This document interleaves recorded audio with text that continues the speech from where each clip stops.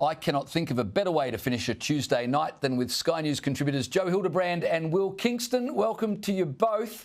Any suggestion the Democrats might moderate their rhetoric just a touch, after assassination attempts on their opponents has been completely destroyed? Here's Kamala Harris promoting her new book on MSNBC. A tyrant. We used to compare the strength of our democracy to communist dictators. That's what we're dealing with right now in Donald Trump. And these titans of industry are not speaking up.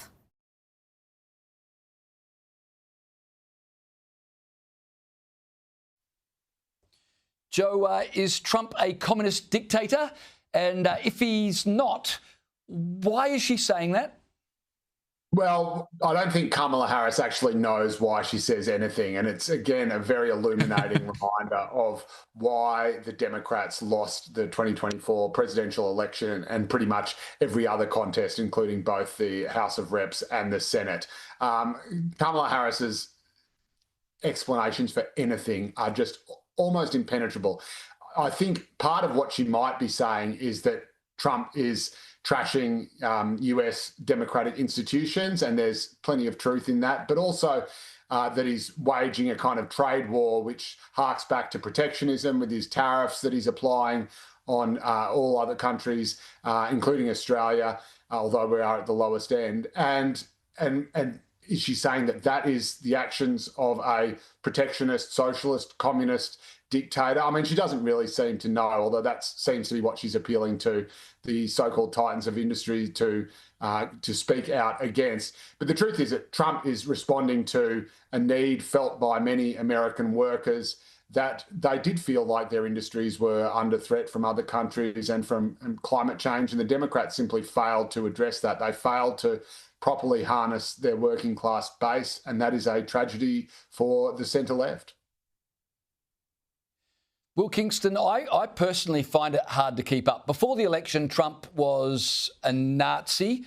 A month ago, he was a fascist. This week, he's a communist. Have I got that right?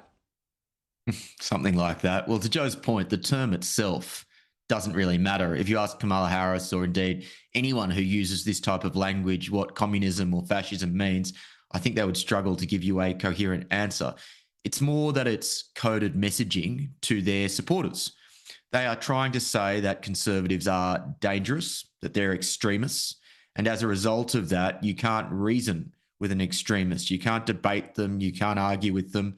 So it is acceptable to either censor them, to suppress their speech, or yes, to engage in political violence.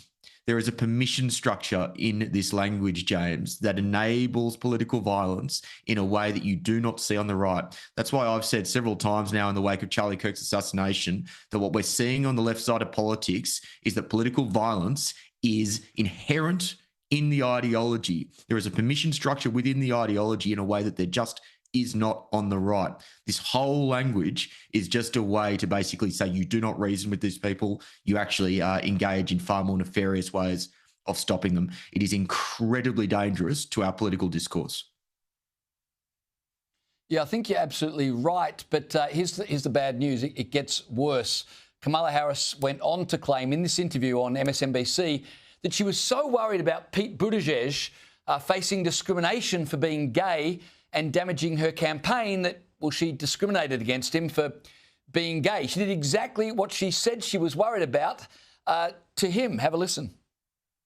To be a black woman running for president of the United States and as a vice presidential running mate, a gay man, with the stakes being so high, it made me very sad, but I also realized it would be a real risk. No matter how, I've been an advocate and an ally of the LGBT community my entire life. So it wasn't about any prejudice on my part. Joe Hildebrand, she's been an ally of the LGBT community her whole life until it threatened her political campaign. Yeah, look, the truth is that Pete Buttigieg would have been a far better candidate for the presidency than Kamala Harris was. I mean, she was absolutely woeful, and this was the Democrats' election to lose, and boy, did they lose it. This is the toxicity of identity politics, seeing everything through a prism of what someone's race is or what someone's sexuality is. Pete Buttigieg is an absolute standout star performer. We saw that in the primaries. We've seen that in virtually every public appearance. He's a decorated veteran as well.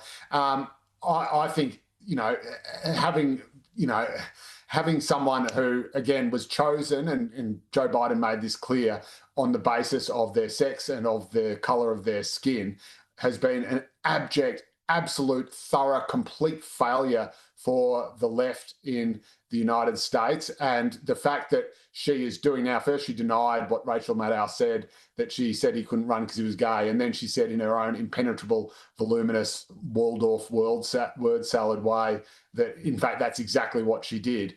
I think that just highlights just how utterly destructive and self-destructive identity politics is. We need talent to rise to the top, regardless of what someone's race, gender, or sexuality is. And that would have put Peter Buttigieg eons ahead of Kamala Harris.